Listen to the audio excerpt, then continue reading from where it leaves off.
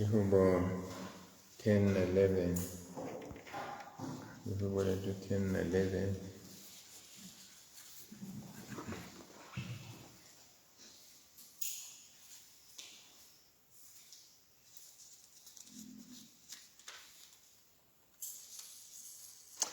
Simakatse umeleni ikhashane utifihleleni ngesikhathi sisekuhluphekeni. Ngikuxosha lomubi lompofu uyahlupheka. Lomubi akabanjwe elugibeni lalwethiyile.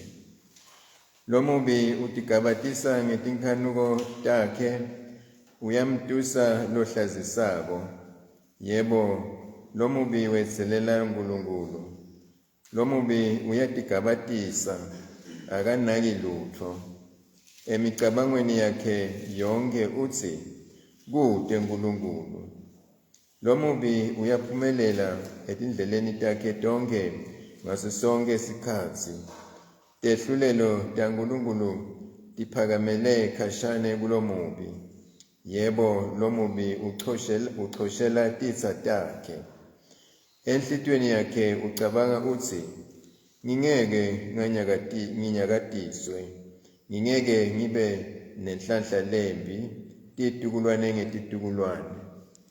Emlonyeni wakhe kugcwele ticalekiso nemacebo nengcinzetelo. Ngaphansi kwelulwimi lwakhe kucambalale kuganga nebubi. Lomubi uyacatsama abhace etindzaweni letinemathundi emadolobheni. Ababulalele emathundini labo labate licala. Emehlo akhe atse ndlo kulabo langabehlula ngemandla. Uyalala abhace njengelibhubesi nalibhacela kubamba inyamatane. Ubamba labo labehlulako, ahudule losihlupheki ngelinetha lakhe. Lesihlupheki siyaphihlitwa, siwele phansi emhlabatsini. Ngako lesihlupheki sitikhanza sesisesandleni sakhe lomubi. Lomubi ucabanga enhlitweni yakhe uthi uNkulunkulu akanendzaba, akanaki, angeke abuke ngakimi kuze kube phakatse naphakatse. Sukuma simakatse, hawu Nkulunkulu, phakamisa sandla sakho, ungamkhohlwa losekuhluphekeni. Kwentiwa yini kutsi lomubi ezelele wena Nkulunkulu? Ucabangelani enhlitweni yakhe kutsi wena ungeke umjezise? Kanti wena uyabona, ngobe tinhlupheko netinsizi uyakunaka, kuze ukufumbatse ngetandla takho. Lohluphekile utinikela kuwe, ngobe wena ungumsiti wetinsandzane. Juba sandla salomubi losikhohlakali, jezisa bubi bakhe, kuze kubete lokusalako. Simakatse uyinkosi phakatse naphakatse, impela emahedeni ayakunyamalala eveni lakhe. Yebo, simakatse uyativa tifiso talabaqotho, uqinise nenhlitiyo yabo. Indlebe yakho iyabalalela, kuze tinsandzane nalabacindzetelwe babonelelwe ngekulunga. Kude umuntu walomhlaba loyawuphindze abe yingoti. Kusimakatse ngithole siphephelo, pho ngabe ningeluleka njani nanitsi ndizela entsabeni njengenyoni. Ase ubuke nje kutsi lababi babhace ebumnyameni lapho banzala bujoki khona, baciphe imicibisholo yabo kubo, khona badewudubula labaqotho ngenhlitiyo. nangabe tisekelo setibhidlitwa lolungile angenda njani? Simakatse usethempelini lakhe lelingcwele, sihlalo sebukhosi sasimakatse sisezulwini, emehlo akhe ayacaphela, emehlo akhe avivinya abantu emhlabeni. Simakatse uyamvivinya lolungile, kodwa uyamdonsa lomubi nalotsandza budlova. Lababi uyawubehlisela imvula yemalahle lavutsako nesibabule, abajezise ngemoya lohusha ekabuhlungu. Simakatse ulungile, utsandza tento letinhle, labalungile bayawubona buso bakhe. Akudunyiswe uyisene Ndodana naMoya Oyingcwele, njengoba kunjalo ekuqaleni senjalo lenyalo ngiyawuba njalo ekubeni nanini. Amen.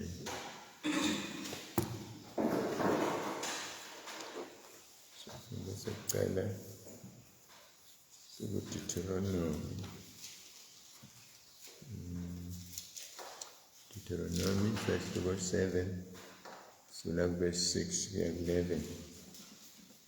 Verse 6 kuya 11.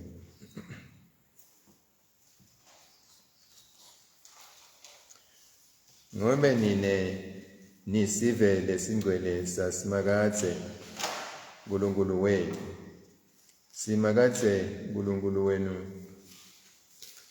unikhetse emkhatsini wato tonke tive letisebusweni bemhlaba kutsi nibe sive sakhe, sive lesiligugu lelingelakhe.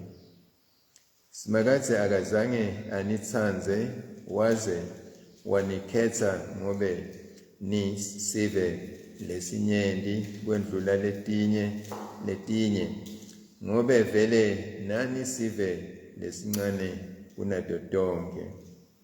Kodwa kwaya ngekuthi simakatse wanitsandza wasigcina sifungo sakhe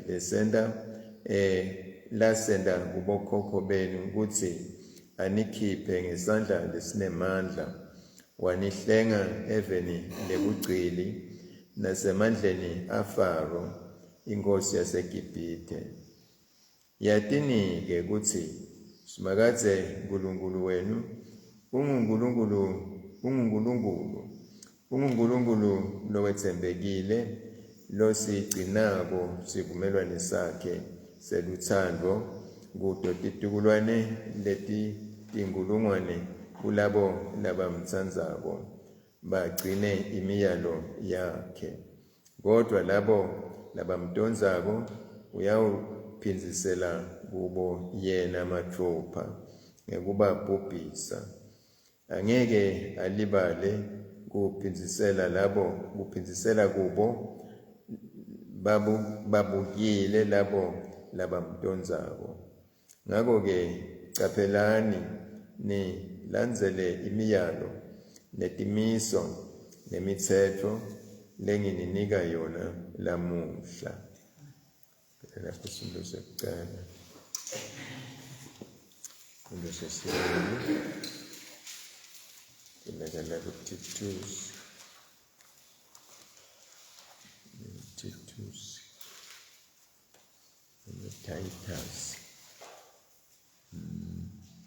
Isahluko 1 sula 1 kuya 16. Incwadi yamapostoli Pawulo leya kuTitus. Isahluko 1 sula verse 1 kuya 16. Le ncwadi iphuma kuPawula, sisebenzisa uNkulunkulu nempostoli waJesu Kristu. Ngithunyelwe kwakha kukholwa kwalabakhetsiwe baNkulunkulu, ngibafundzise lwati lweliciniso ngekwesaba Nkulunkulu. Futhi ngithunyelwe nekubaholela etsembeni lekuphila lokuphakatse, lekwatsi umhlaba ungakasekelwa kwetsenjiswa nguNkulunkulu longawacali emanga. Kodwa ngesikhathi lesifanele sekubonakalisiwe evini lakhe ngekushumayela lengiphathiswe kona mine ngekwemiyalo waNkulunkulu umsindisi wethu. Le ncwadi iya kuTitusi, umntwanami weliciniso ngekukholwa. Akube kuwe umusa nekuthula lokuvela kuNkulunkulu longuBabe nakuKristu Jesu umsindisi wethu. Lokwangenda ngikushiye lapho eKrete kuthi usale ulungisa tintfo letitsite letifanele kulungiswa, ubeke babonisi kulelo dolobha njengobe ngakuyala. Umbonisi kufanele angasoleki, abe yindvodza lenemfati munye, lenebantfwana labakholwako nalabalalelako, labangakadumi ngebobi. Umholi njengobe asisebenti saNkulunkulu kufanele angasoleki, angaticaphi, abete lulaka, angabi sidzakwa, abete kuluchweba, futhi angahaleli inzuzo ngebubi. Kodwa kufanele aphatse kahle tihambi, atsandze lokulungile, aticaphele, abe coco, abe ngcwele, atibambe. Kufanele abe ngulobambelele evini leletsembekile njengobe lalifundzisiwe, khona atekwati kuyala ngekwemfundziso lephilile nekubehlula labo labamphikisako. Ngobe banyenti labangalaleli, nalabakhuluma lite, nalabacala emanga, ikakhulu labaphuma enkholweni yebuJuda. Labo bafanele kubindziswa ngobe bacitsa emakhaya ngekufundzisa timfundziso letingakafaneli, bentele kutfola ingcebo ngebubi. Lomunye wabo labe ngumprofeti watsi baseKrete bacali bemanga njalo nje, batilwane letimpi, batimiti letingemavila. Lobufakazi buliciniso, ngako-ke bekhute kamatima khona batewucina ekukholweni, bangatinaki tinganekwane temaJuda nome imiyalo yebantfu labafulatsela liciniso.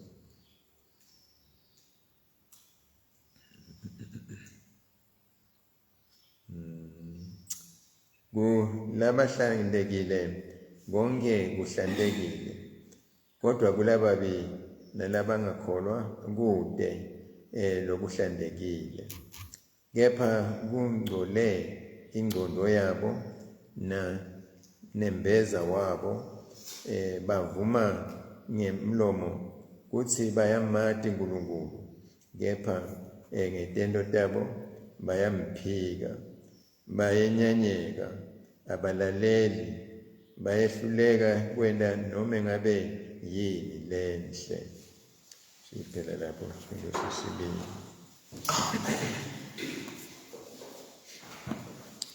Sikhuluma semkholo sabapostoli.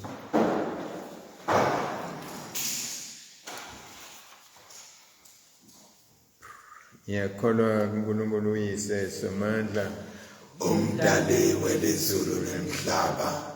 Ngiyakholwa kuJesu Kristu, indodana yakhe eyodwa, iNkosi yethu, wedwa ngoMoya oNgcwele, wadalwa yintombi Mariya, wahlutshwa kusa Pontiyo Pilato, wabethelwa esiphambanweni, wafa wangcwatshwa, wehlela nabafile, ngelilanga lesithathu wabuye wavuka wenyukela ezulwini, lapho wahleli khona sekunenese izizwe.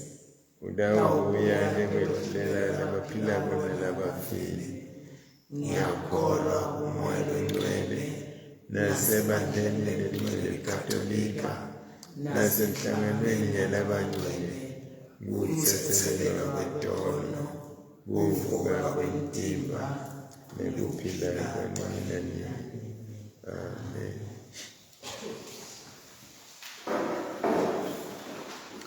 Baba wethu losezulwini, alingcweliswe ligama lakho, umbuso wakho awudle, inzalo yakho ayile emhlabeni njengasezulwini.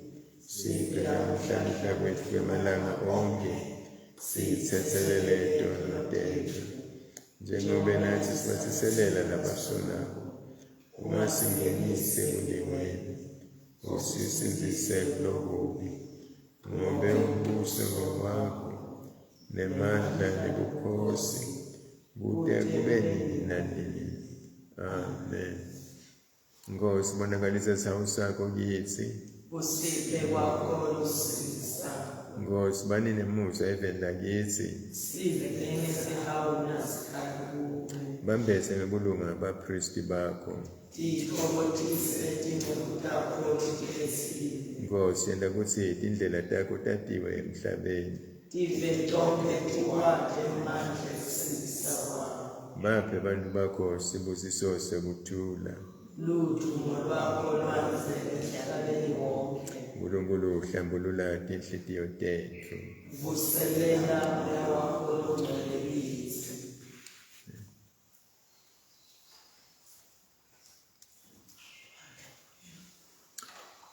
Almighty and holy God, your Son, in obedience to the Spirit, fasted 40 days in the desert. Give us grace to discipline ourselves, that we may press on towards Easter with eager faith and love, through Jesus Christ our Lord, who lives and reigns with you and the Holy Spirit, one God, now and forever. Amen.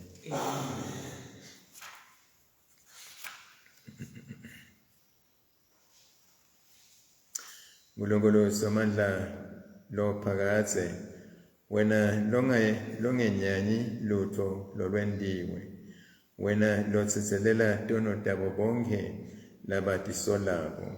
Siphe tinhliziyo letinsha letitsabukile, kude kutsi sinele sikhala ngalokufanele ngetono tethu, sivume konakala kwethu, sithole kuwe kukhululwa nekutsetselelwa lokuphelele. Wena Nkulunkulu lonesihawu sonke, ngaye Jesu Kristu inkosi yethu. Amen. Nkulunkulu lokuvela kuwe kuthula, longumthanzi lokuvumelana, wathi wena ukuphila lokuphakathe, ukhonda wena ukubusa impela. Sibekele thina abantu bakho labathobekile, labayimbi ke sibasihlasela, kuthi sinele sisembela kuwe shingishabe amandla editsa kithi, ngemandla kaJesu Kristu inkosi yethu. Nkulunkulu Baba lomakathe, wasidala ngamandla akho, asihlenga nangothando lwakho. Sihole usiqinise ngomoya wakho, ude sitinikele kukhonda wena. Sihambe ngelilanga lanamuhla, ngekuthanza wena nangekuthandzana, ngaJesu Kristu inkosi yethu. Amen.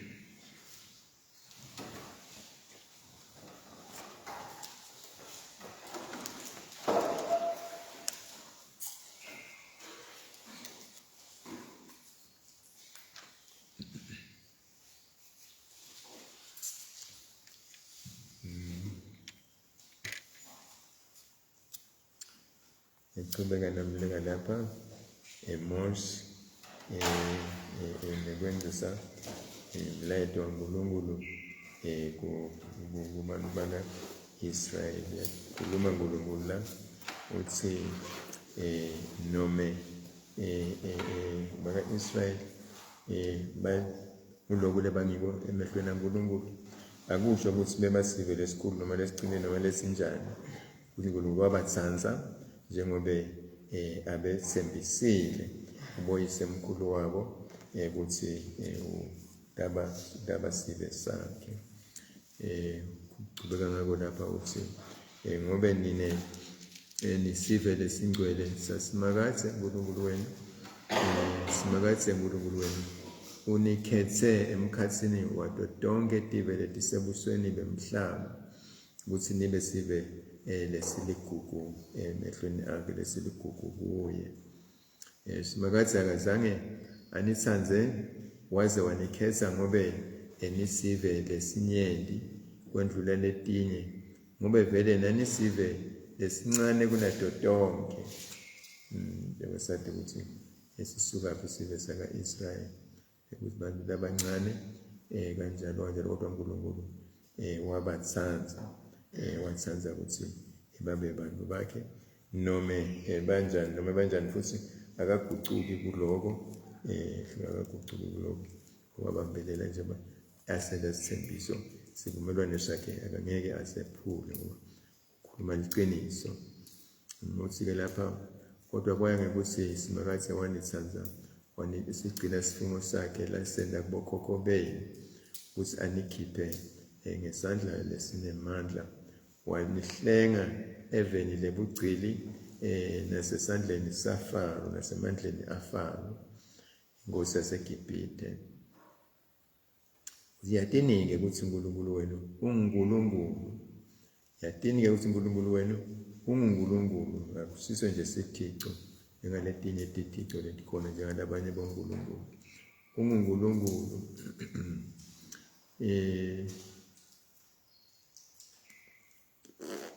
uNkulunkulu lowethembekile losigcinako sivumelwane sakhe seluthando kuto tonke titukulwane letitinkulungwane kulabo labamtsandzako bagcine imiyalo yakhe.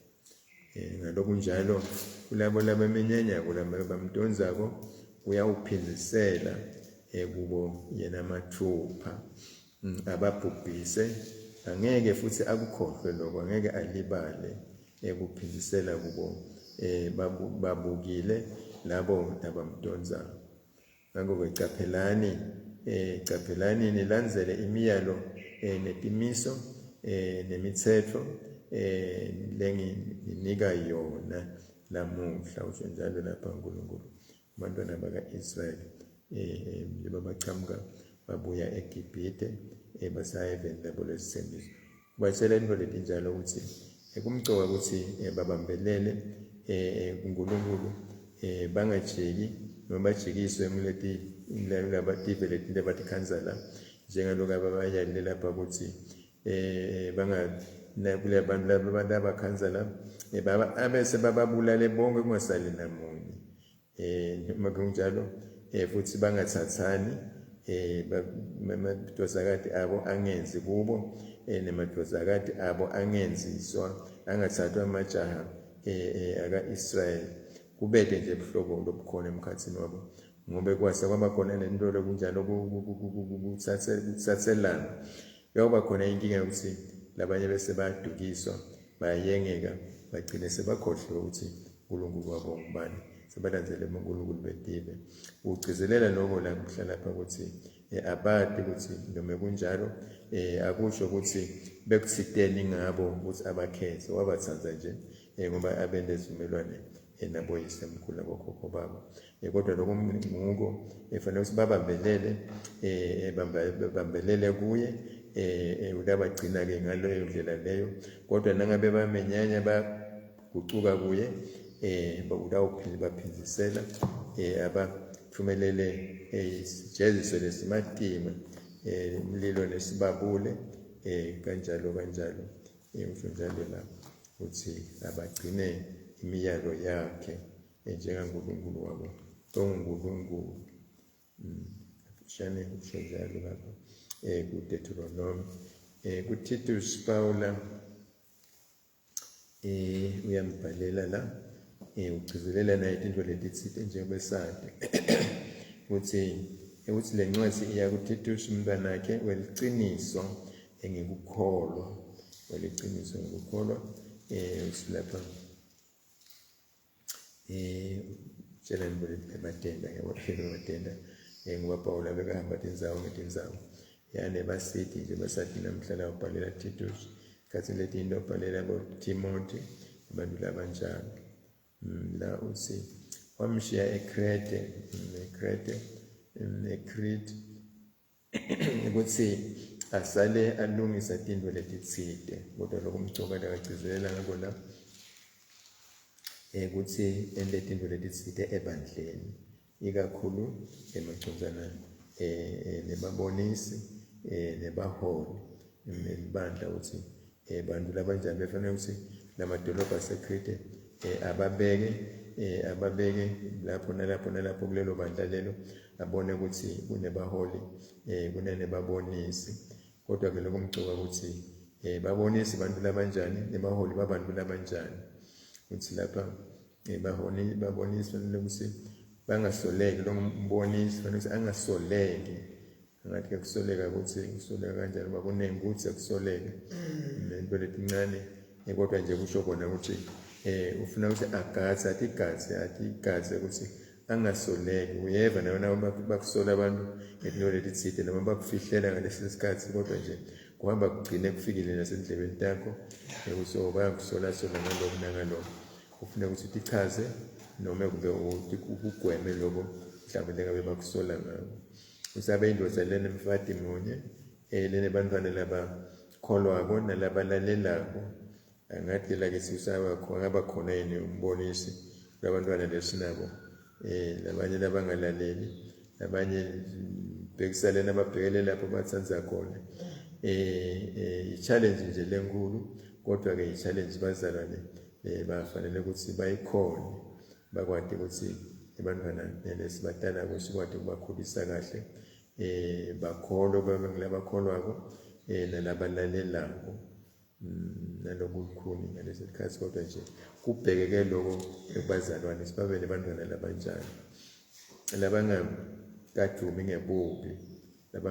ngebubi ngoba tiyendeka letinto leti sibe nebantwana lesikhathi kungathi nokuthi umntwana wendani ekukhona ukuthi ungamgada sonke isikhathi umntwana khathi bahamba indaba letile ongatati beneletinto kunebogenge ngoba sinebogenge kulamalanga kunebogenge bantwana bethu kasati ngene mhlawumbe umntwana ukhona kangathi ngoba bayabhaka batena emasiseleni letinto letinje kodwa nje kumcoka ukuthi sitame ukubakhulisa ngendlela lengabenda ukuthi bangadijoyini leti inhlangano leti njengaleti nekukhulunywa ngato la uthi ke umholi yena njengesisebenzi saNkulunkulu kufanele ukuthi angasoleki naye angadiqaphi angathi ukucapha msho ukuthini angadiqaphi kodwa abede lulaka angabi sitsakwa abede neluchweba yokuhlacala abantu cala abantu yathisa abantu ngendlela lengasiyo angabi neluchweba futhi angahaleli inzuzo ngebubi kodwa kufanele ukuthi aphathe kahle tihambi atsanze lokulungile aticaphele yena abecoto abengcwele atibambe angaphiki nje kutendele kwenda tonke into lekafuna kutenda ukuthi utibambe ungahaleli into letinengi noma uyakufisa lokunye kwathi ukuthi utibambe uticontrol ngalenye indlela ukuthi kufanele abe ngilobambelele evini leletsembekile njengobe lalifundzisiwe khona adekwadi kuyala ngekwemfundiso lephilile nekubehlula labo labamphikisako yatsemba ukuthi kulamalanga esekude kuphikisana kangako mhlawumbe njengalesikhathi akhuluma lapha abhala lapha Paul kwakuphikiswana vele lisasuka phasi elivangeli kwakukhona lokuphikisana lokuningi kodwa nanyani lokukhona kuphikisana mhlawumbe indledlana letinengi ngisho ebandleni lilinye ndleni phikisana ngalamanye amalanga into letitsite basike sibute nje into letinjena so angabe lokwana lokho kungoyini into letinengi tikhona mhlawumbe lesingatati kahle sonke letenda ukuthi isikhathi leside sibe khona kuphikisana kodwa nje akafanele ukuthi siphikisane kufanele sinathe into echaziwe ekushunyayelwe sivakale sitemukeleke ngoba abanye labangalaleli nalabakhuluma lide usho njalo lapha Paul kodwa ke ngithola lapha ikakhulu baseKrete kusoba babacali bemanga batilwane ledembi banetimiti nekuba timiti angatimiti nakwente njani kodwa ngithola lapha kuliqiniso lobo uthi la ngakho ke bakhute kamatima khona bale ugcina ekukholweni akabakhute ngematima ngesandla lesimatima khona bale ugcina ekukholweni manje wathi ngobantu banjayana ubayekelele nje ufuna ukuthi nangabe uyabona ukuthi bavele baphambuke kakhulu baphambene kakhulu nesandla sigcine nelivi ligcine elibheke kubo ukuthi bajike bagweme lokho bilengabe bayakwenda bahambe ngendlela lefanele njalo lapha kulaba hlantekile konke kuhlantekile kodwa kulababi nalaba ngakholwa kude lokuhlantekile kepha kungcole ingqondo yabo nembeza wabo bavuma ngemlomo ukuthi bayamati uNkulunkulu kepha ngetendo tabo bayamphika bayenyanyeka abalaleli bayehluleka kwenda noma ngabe yini lenhle akufanele ukuthi bene bazalwane nabanjalo ikakhulu abavuma ngemlomo kodwa itendo tabo tibetehlukile kumgcoka lokho ukuthi itendo tabo tihambisane nemlomo naloko lebakukhulumako amen sibusiso nelithuma nekubonga nekubabata lokudlula lesingakusho nalesingakuconza akube kwethatha lokungcwele nalokudumiseka yise nendosana namalongcwele kubathethe dingilo sitonke nebantu bonke nako konke lokudaliwe kude kube nini nanini uNkulunkulu samandla siyakubabata osemisa wonke siyakukhonda asikufanele wena kepha kulunga kwakho kusena kube sikudumise sikubonge sikudumisela impilo losiphe yona netikuso tonke lesitemukele etandleni takho etwa konke sikubongela indosana yakho Jesu Kristu nemusa nelithemba losiphe lona ngekufa nekuvuka kwakhe siyakucela babe wethu ube usele singawukhohlwa umsa wakho kithi yenda kube sibonakalise kubonga kwethu singabongi ngemavi nje kodwa nangempilo yethu niyalona nini babe lozizilweni bese yakho ethembisile ukuthi nesithanda zigamela udawushiva yemukela imithandazo yethu usiphe lokho lokusifanele silade iqiniso lakho selapha emhlabeni nekuphelela kokuphila lokuphakathe empilweni letako ngaJesu Kristu inkosi yethu amen siyabonga baba ngokulamuhle